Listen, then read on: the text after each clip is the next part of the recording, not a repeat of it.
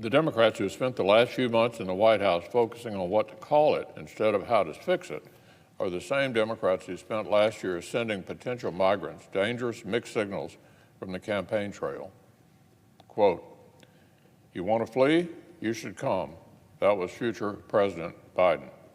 Quote, "No, they should not be deported." That was then Senator Kamala Harris. Sure enough, CBP officials are reporting that many migrants they encounter believe that, quote, "there has been a change in immigration laws, a gap in enforcement on the U.S. border under the new administration."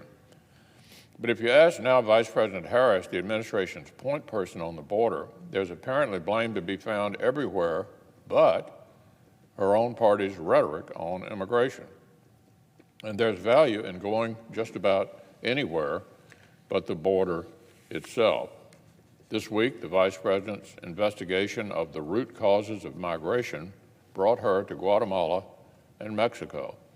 The administration's delegation was apparently keen to talk about factors like corruption and climate change.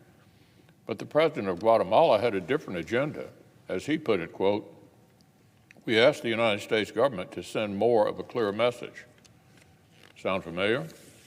Of course, one place Vice President Harris did not stop on her trip was the U.S. Mexico border. And bizarrely, when she even plans to do that remains completely unclear. When asked about it in an interview this week, the Vice President responded with a laugh, "I don't understand the point that you're making," she said. So, Mr. President, for months, the Biden administration has assured the American people that when it comes to our southern border, Vice President Harris has it covered. And they are betting on it.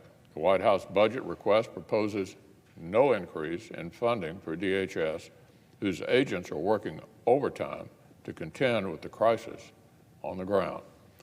Well, there are a lot of folks on both sides of the border who are still waiting for the point person to actually take charge.